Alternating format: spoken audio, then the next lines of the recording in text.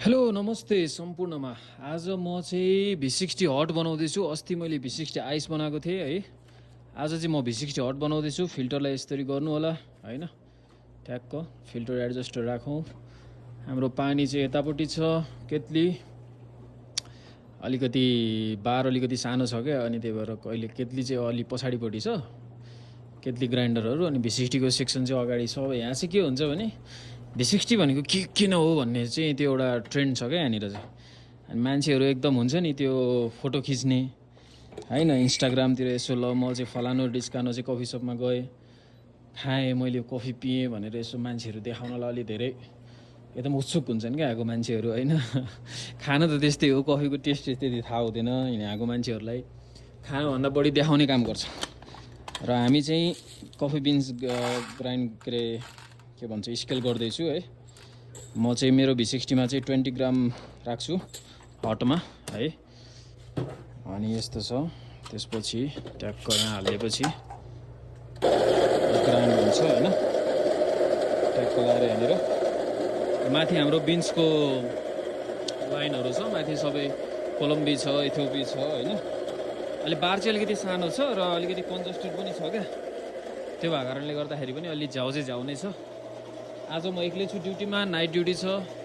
यसो बस्यो आयो, 2-4 जना गेस्टहरू आएछन् हैन। त्यस्तो कफी बुझेको जानेको त खासै कोही पनि आउँदैनन्, आउँछन् यसो यताउति है। त यहाँ 18 ग्राम मात्र भयो। अलिकति यहाँ ग्राइन्डरमै छुटे जस्तो छ हैन। ट्याक्क लगाएर यो गऱ्यो ठ्याक्क। यो चाहिँ लगभग 20 ग्राम कफी बिन्स है त। त्यसपछि म चाहिँ युज गर्छु 88 डिग्री सेल्सियस है। किन भन्दा बिन्स चाहिँ अलिकति फ्रुटी हो।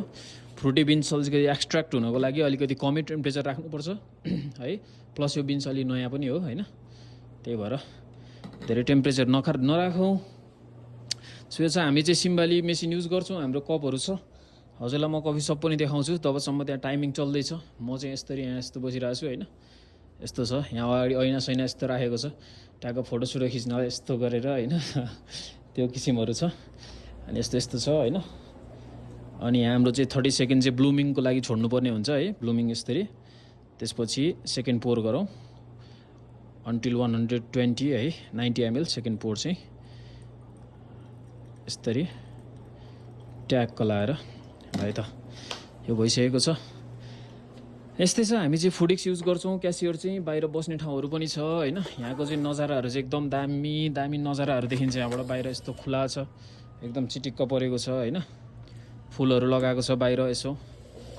यस्तै छ यहाँको चाहिँ स्थिति है त गाइज। आज एक्लै छु, केही छैन, यत्तिकै बस्यो कफी पियो हैन। हाम्रो स्टोरहरू पनि छ भित्र, सामानहरू ट्याक्क टुक्क। क्यामेराहरू पनि राखेको छ। क्यामेरा चाहिँ पुरै टाउको माथि लास्टै राख्छ क्या क्यामेरा चाहिँ, खै किन हो किन हैन। के किन हुन्छ जस्तो। अनि त्यसपछि हामी अब थर्ड पोर गर्छौँ। त्यो चाहिँ 60 ml हो है। फर्स्ट चाहिँ अब 30 सेकेन्ड भयो, 30 ml ब्लुमिङ भयो हैन। सेकेन्ड चाहिँ तपाईँको चाहिँ 1 मिनट 5 सेकेन्डमा स्टार्ट गर्नुपर्छ। थर्ड चाहिँ 60 ml 180 सम्म है त। यो चाहिँ हाम्रो थर्ड भयो। अब 140 टु यस्तै 145 सेकेन्ड भएपछि फेरि फोर्थ पोरिङ गरौँ अन्टिल 240 है त। त्यो गरेपछि हुन्छ। अनि यो केतलीलाई पनि यता यसो चेक गरिराख्नुपर्छ, टेम्परेचर घटाइ हुनसक्छ होइन। ठ्याक्क अलिकति घटाएको छ। यो सब कुराहरू चाहिँ एकदम ख्याल राख्नुपर्छ क्या है। V60 बनाउँदा चाहिँ अलिकति वाटर टेम्परेचरले चाहिँ धेरै ठुलो भूमिका खेल्छ। अब वाटर टेम्परेचरसँग तपाईँ कति खेल्न सक्नुहुन्छ, कति तपाईँले अब एक्सपेरिमेन्ट गर्न सक्नुहुन्छ भन्ने कुरा हो। यहाँ भाँडाकुँडा पनि यत्तिकै छन्, धोएर यत्तिकै लडाइदिइराखेको छु होइन। एक्लै भएपछि अब यस्तै छ, कामसाम केही छैन। यहाँको गेस्टहरू चाहिँ अब अलिकति टेस्टभन्दा पनि अलिक फोटोसोटो खिच्नमा अलिक धेरै रुचाउँछन् होइन। त्यही भएर त्यो भए पनि आफ्नो काम आफ्नो टेस्ट आफूलाई त्यो गर्न त छोड्नु भएन। त्यही भएर त्यो नबिर्सियोस् भनेर चाहिँ आफू कहिलेकाहीँ कफी बनाएर चाहिँ खाने गरिन्छ। त्यसले गर्दा आफ्नो तरिकाले कफी बनाएर खाएपछि त्यही अनुसार आफ्नो तरिकाको टेस्ट पनि पाइन्छ हैन। हामी यो छ आइस मेसिन यहाँ छ। यस्तै छ हाम्रो कफी सप चाहिँ, यस्तै छ। कामदाम केही छैन, त्यति धेरै काम हुँदैन। जे होस् बस्यो, भिडियो सिडियो बनायो हैन। हजुरहरूलाई यसो इन्फर्मेटिभ भिडियोहरू दियो। यसरी नै मेरो चाहिँ समय बितिरहेको छ विदेशमा।